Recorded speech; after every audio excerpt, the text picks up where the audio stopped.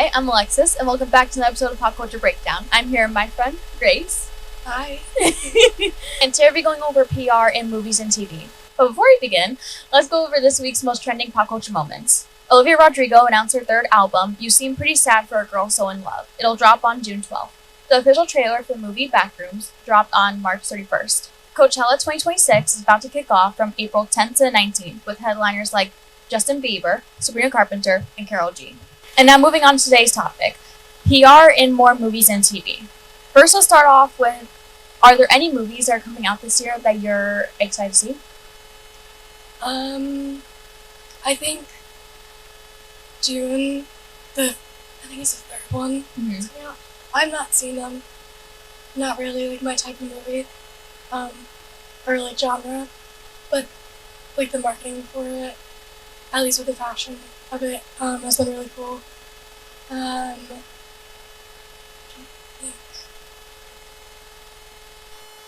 have not been keeping up with it. How about movies that just came out? Like, I know that the drama and Super Mario that just released. Are you gonna go see that? I'm gonna see the drama. Mm-hmm. My boyfriend just saw Super Mario, whatever it was. He thought it was like a 3 out of 5. Mm-hmm. He always rates it, so that was his rating. I'm trying I don't really see movies a lot. In theaters, I always wait to watch it myself, at home, but I mean, the drama looks really cool. It's like, a thriller or something like that. I know there's like a huge twist of that, and I'm trying to like not keep myself off of TikTok and like not spoil it for myself because I know there's a huge plot twist of that. Because, can't be honest, I already saw the movie. Oh, really? I already saw the movie. I know there's like another A24 movie coming out with Olivia Holt and Olivia Wilde. Mm-hmm. And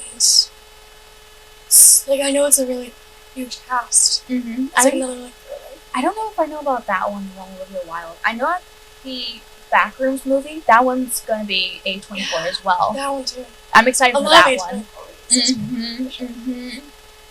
For back to the drama, I know it was kind of like promoted as a thriller, but if anything, it's more like a dark comedy. Yeah, like a rom-com. Not a rom-com. Well, there's like I know like the first part of it is like they made it out to be a rom-com, but I would more describe it as a dark comedy. But it's like the general like plot is like them getting married or something like that, right? Mm-hmm. But I would say it's not an actual rom-com. It's a thriller. Mm-hmm. Did you like it? I loved it, actually. Because I went in plot blind, so I didn't know anything about the movie. I just saw the trailers. I didn't see any trailers or nothing. I didn't want to be quote unquote spoiled in any way. Yeah. And it was definitely something to walk into plot blind.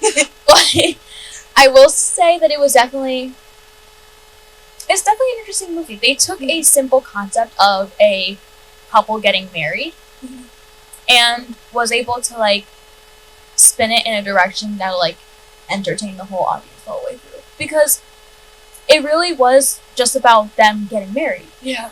But yet I was watching it. I was so into that movie like the whole way through. Was it both of them that were like sort of like psychotic, or was it something? Yeah. Well, I forget from the teasers that I've been seeing.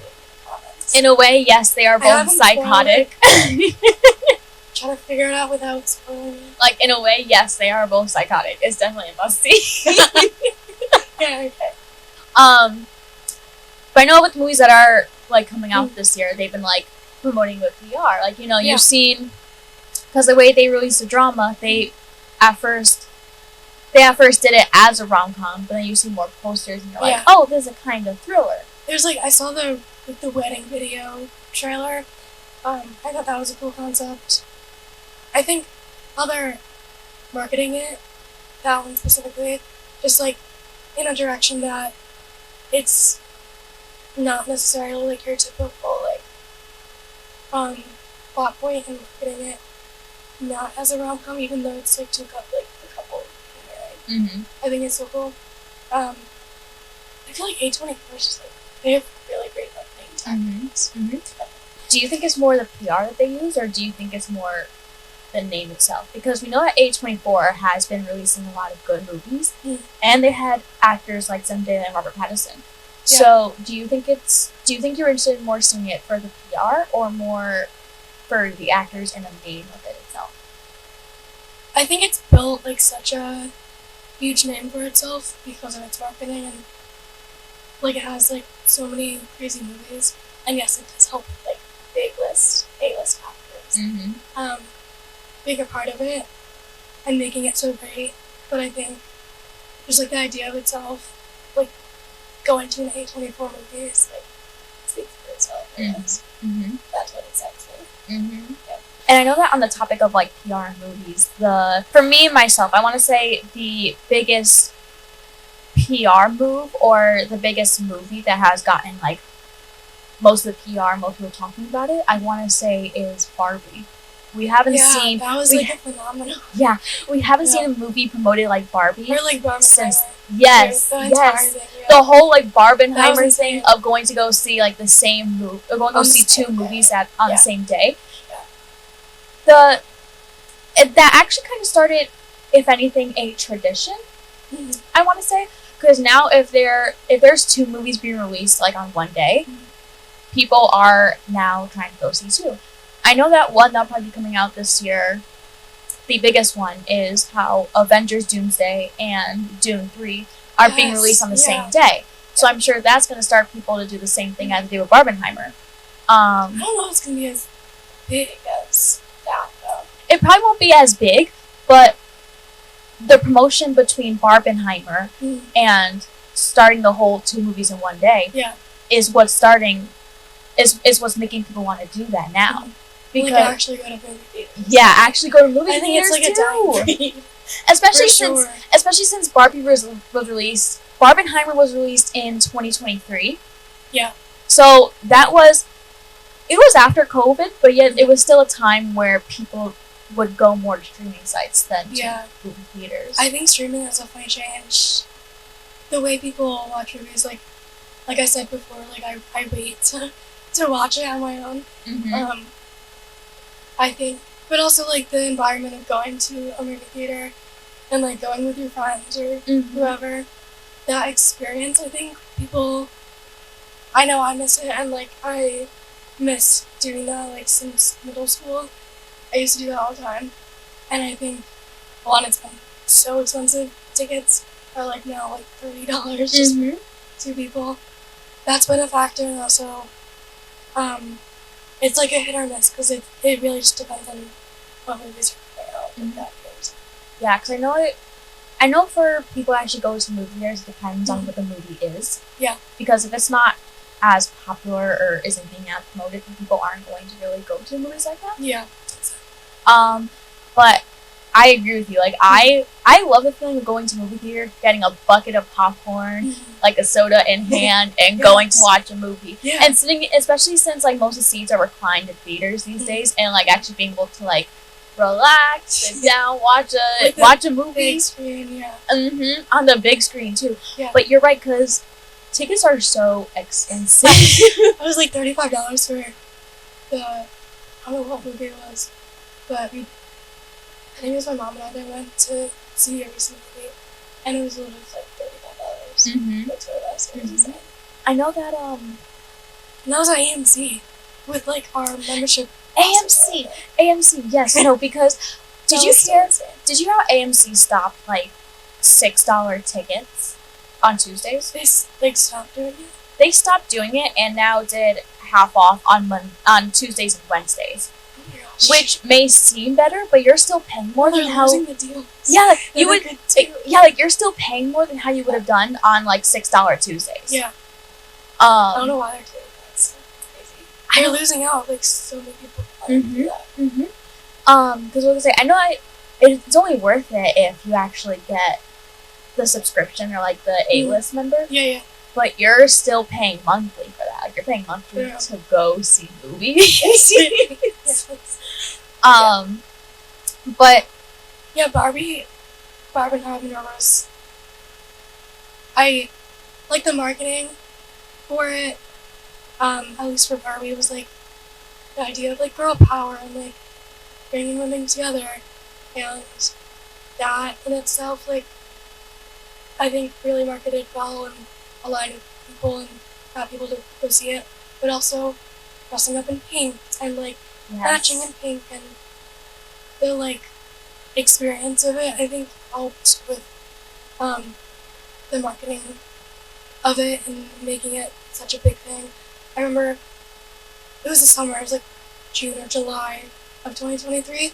I was working at a restaurant job as a hostess, and I remember there was like a huge party that came in, and everyone was wearing like pink, and we were like, they had said, oh, we just came back from watching a movie, we're getting dinner now, and just like the experience, I think, really helped in making it such a big, huge, big phenomenon. And then also relating to Barbenheimer, they're like polar opposites too.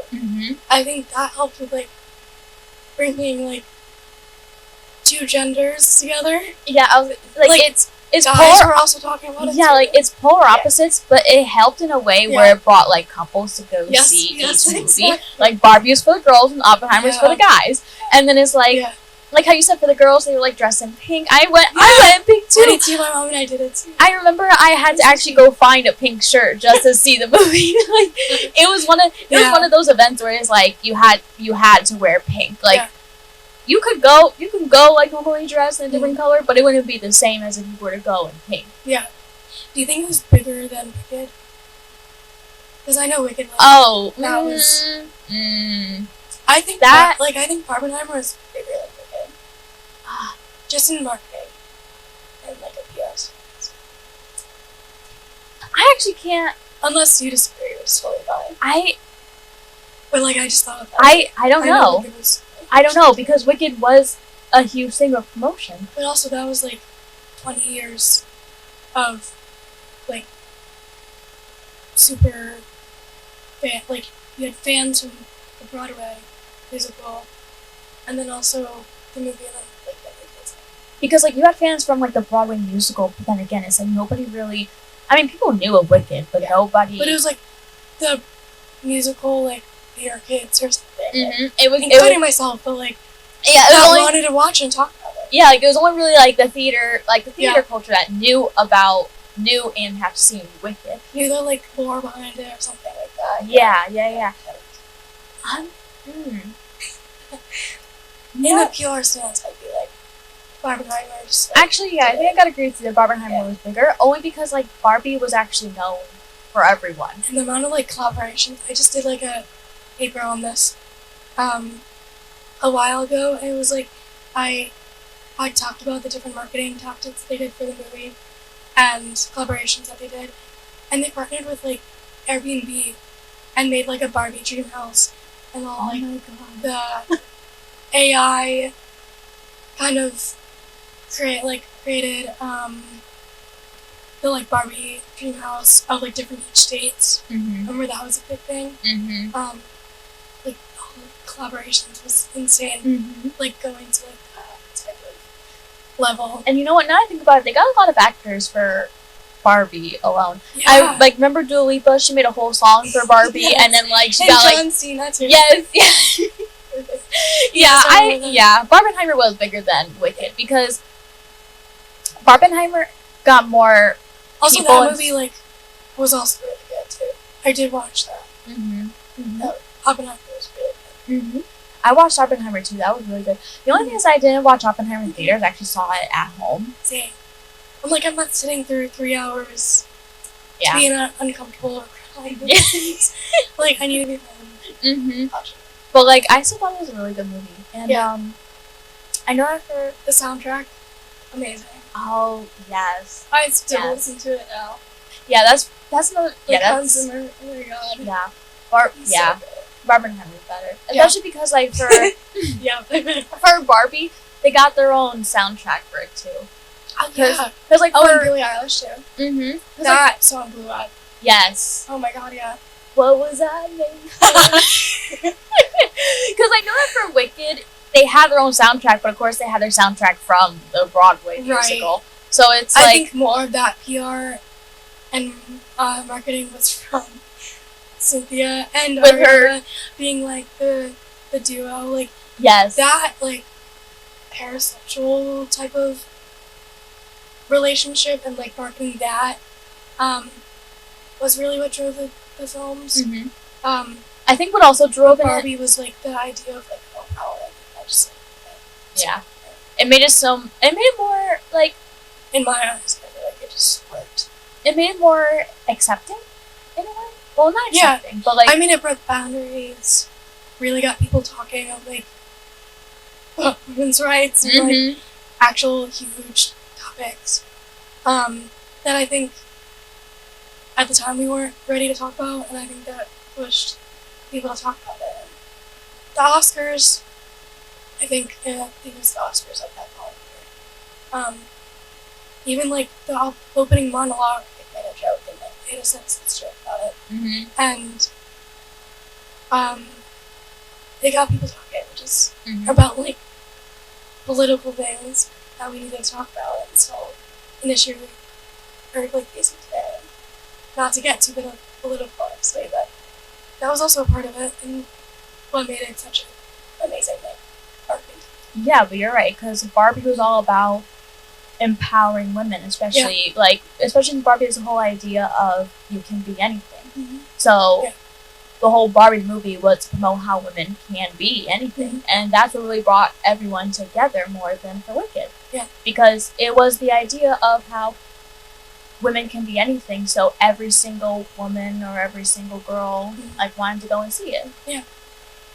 I think Wicked, it had the diversity factor, I guess, in the best way to put it. Just with Cynthia being Alphaba, I think a lot of younger girls looked up to her, which was good in its own way too. But yeah, just Barbie in general made a bigger impact. Do you think there's any like TV shows that had the same effect, or that had the same like emotional effect?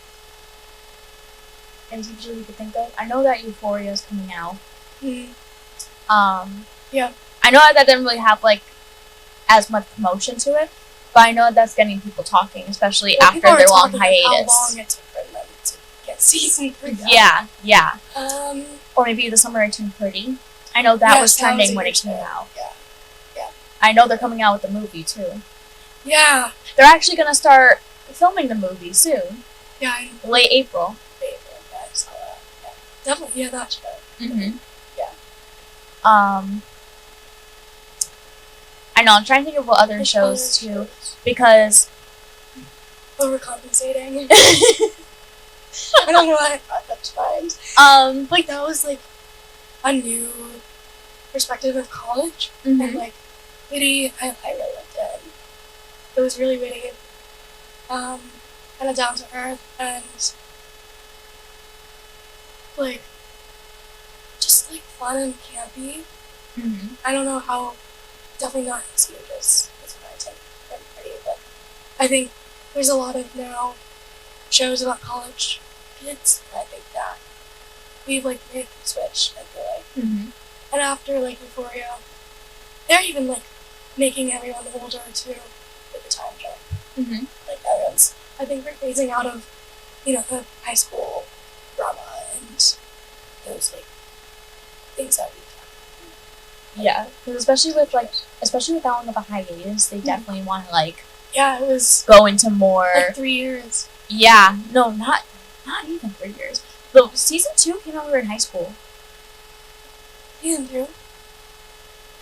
Season 2 came out. You have to look that up somewhere. Season 1 came out in 2019. Season 2 came out in 2022. We watched it. Because like we were like so almost. I wasn't allowed to watch it or something. But But like at the time, Yeah. we're almost graduating from like high school. So now, as we're almost graduating from college, it came out 4 years later. Oh my god, yeah.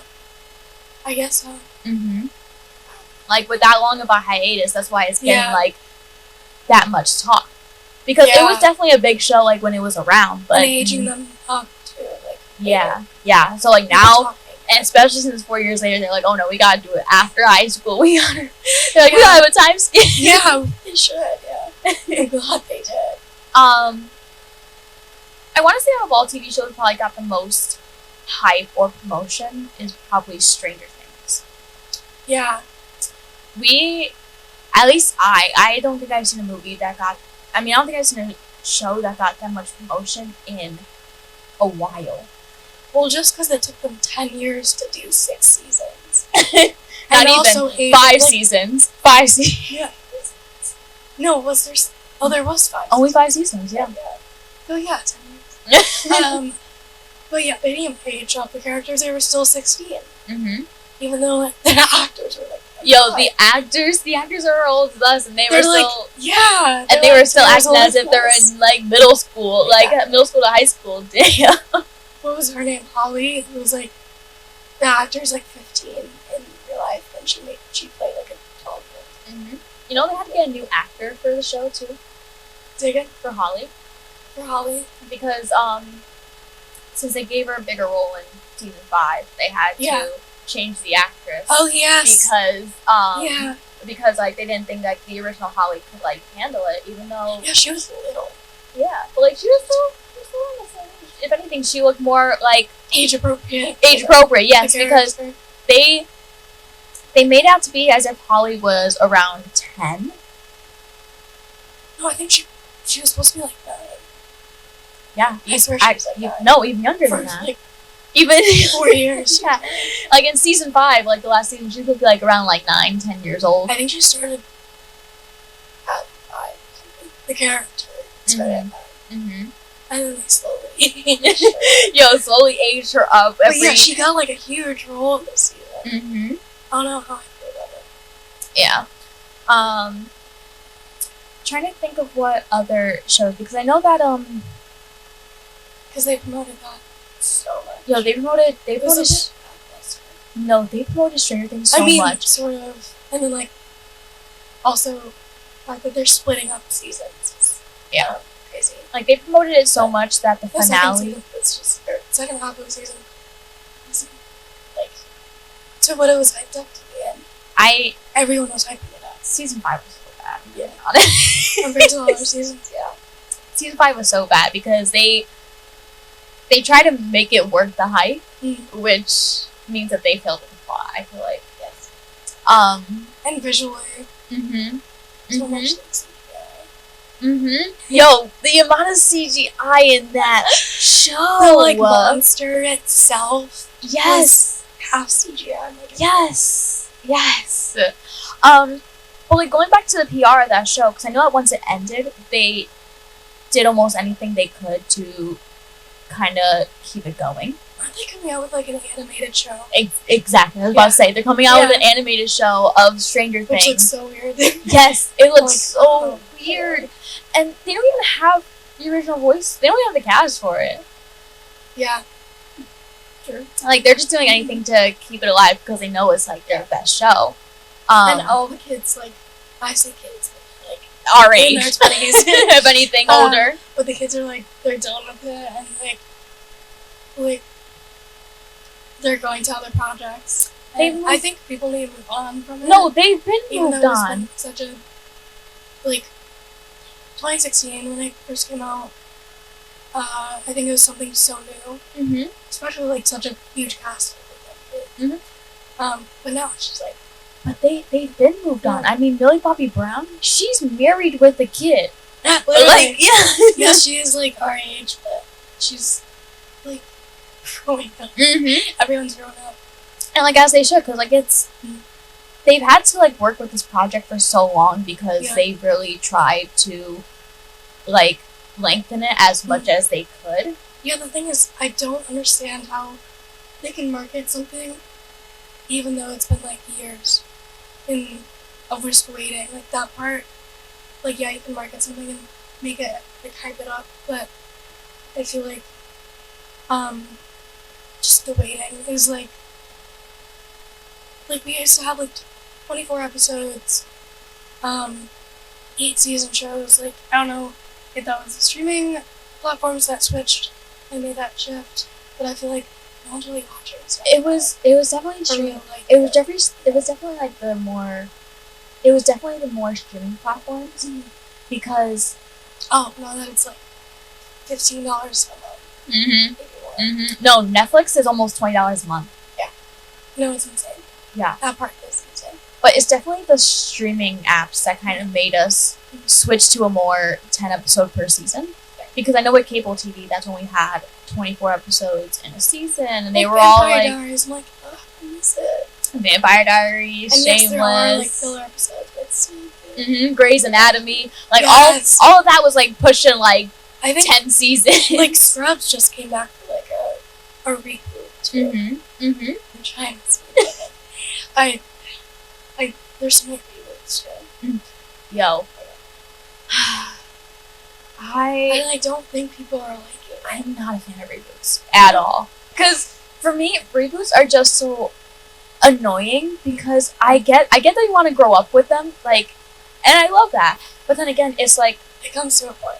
it comes to a point where it's obvious you're doing it for money. Like it comes to a point where you're like holding these actors at It's gunpoint. like what 20 years of Grey's Anatomy, like no. Mhm. And half of it, it's like a new cast that no one knows. Mhm. Relax. Yo, by the time it's like season 10, the whole OG cast has died or either left. Yeah. In their 50s. And it's like moving on to the new generation, which is like, The only reboot I want to see is Friends. oh, I would love to. Literally. And like, I know they did the special a few years ago, but that's not the same. But also, like, with, like, Matthew, when he's gone, and, like, half the cast, like, probably doesn't want to do it. But Because like, that's what I want to see. yeah, because like if The anything, only show. I wouldn't mind seeing like a spin-off Yeah. or even like Yeah. a prequel. Yes. Like, I could get down for people, but, like, not Mhm. that reboot. like I wouldn't mind seeing new characters like in a new show, but it's like the same universe. Yeah. But if it's in the same show, like if it's in the same title and everything, you're just Like introducing new the- characters as the old ones are leaving. Yeah. That's What was it called? It was, like, the Carrie Diaries or something. It was a prequel, sort of, to Sex and City, and I liked that. Or it was only like 2 seasons. Something like that, like, yeah, I would fully watch a show, like, of how a character got started before they, like, Because I don't know if you ever saw Breaking Bad. Yeah, But I I watched a little bit of it, Yeah, because I know that they did that for Better Call Saul. Like, Better Call Saul is the prequel to Saul Goodman in Breaking Bad. Yeah. And I know they also did a movie of Jesse after everything. But that was just a movie. Yeah.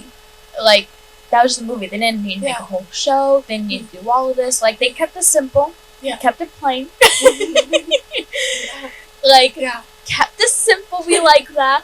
Yeah. But no, because reboots are so bad. Because especially for Toy Story, it's going on like what 5 movies. Oh my god, yeah, and now they're like, oh, the technology is ruining us. Oh, like, the iPad is getting out. Oh my god, the iPad is Like- ruining childhood. Like the iPad of all things. Like yes, okay, we get it. Like we're growing up But with like, the the entire iPad. cast is back, which is amazing. But also, it's like, let's go watch it.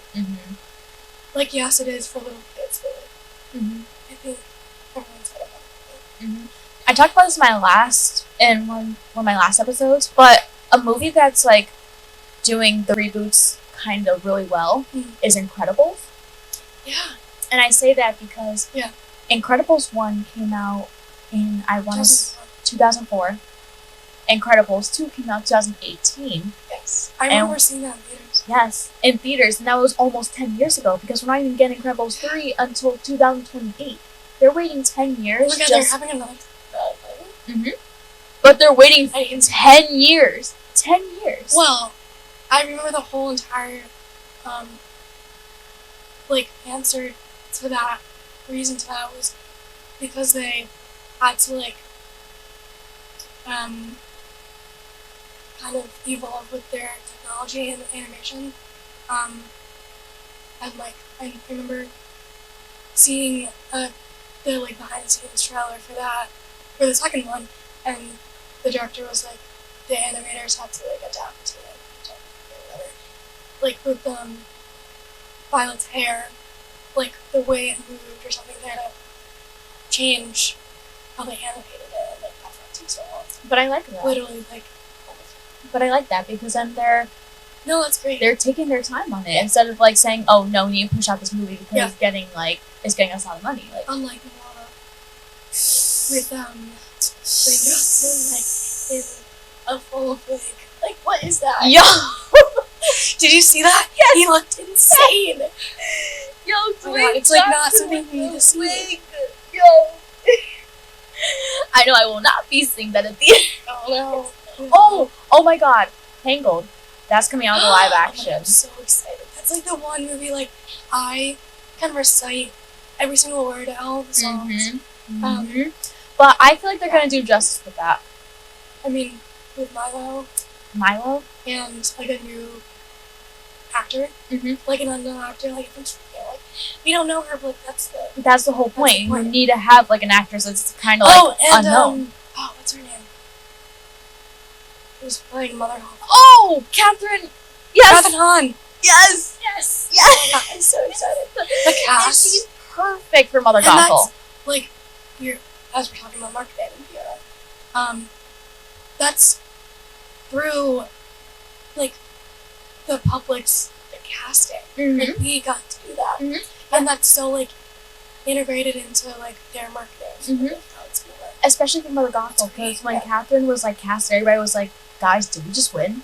Did we?" Yeah, literally, I was like, wait. Guys, did we just get our way? Did we Yeah. just get what we want? Right.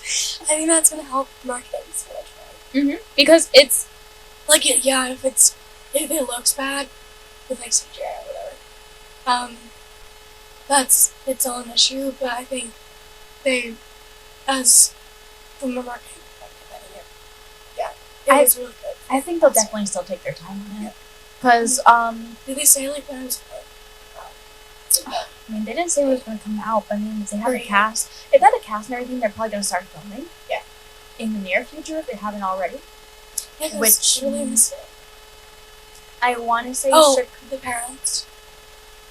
People are saying Mandy Moore should be I heard people saying Elizabeth Olsen.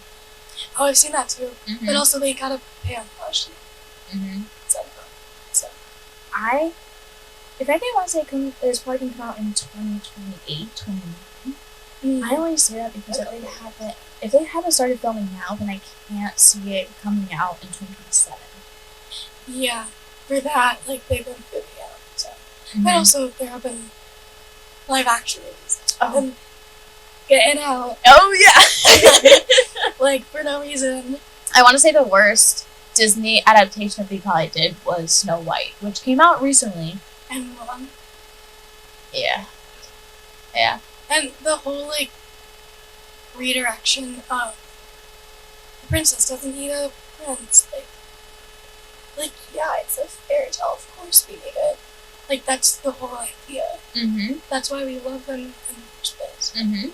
We're trying to be woke and modern and trying to adapt to 2026. We still want fantasy. Mm-hmm. We just that part of it. Mm-hmm. I hate the direction. Yeah, plus it's the whole direction of how they're switching up the story itself, because I mean, yes, I know we don't I know women don't necessarily need a prince, but then again, it's there was still that fairy tale we're going up of the princess and the prince. So to you can change fight your that. battles, but also you can go back to love it for life. Mm-hmm. Mm-hmm. It's they're trying to be more woke and stay in reality, which is in a way it's good, it's empowering. Yeah. But then again, it's the whole idea of seeing a movie or seeing a show is to be taken out of reality. Exactly. It's like I be don't want to be immersed watching in another story. The Handmaid's Tale, Yeah. which I started watching that with my mom, and it's like so intense that I like can't watch it because it's literally happening.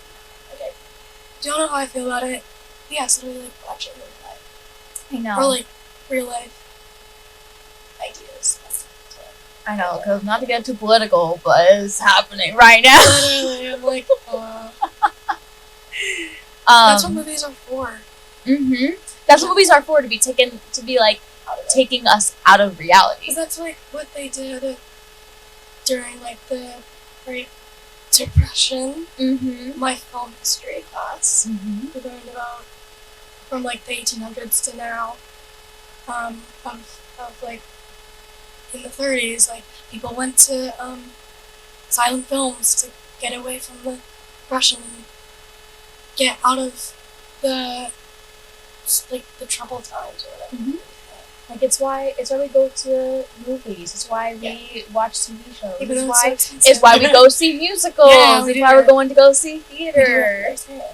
Right, like any kind of play, storyline, or production, we're going to go see it because we want to be taken away from reality. We don't want reality to be infused with it. Exactly. Yeah. Before we finish this up, have you heard of Netflix lighting? Yes, and I just saw this for The Devil Wears Prada.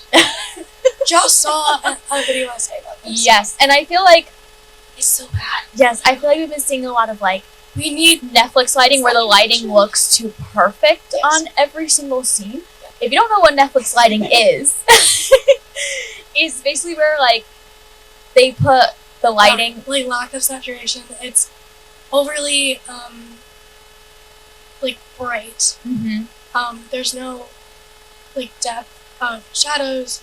There's also going from like film to digital. That's a whole different issue. But that's part of the issue with Netflix lighting. Shooting in digital and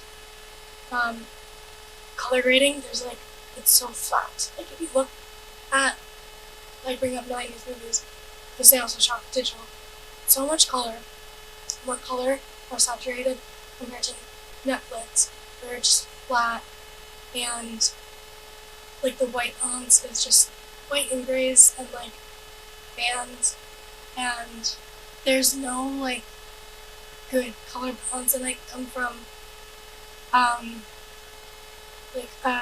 graphic design and film background, so I know a lot of it.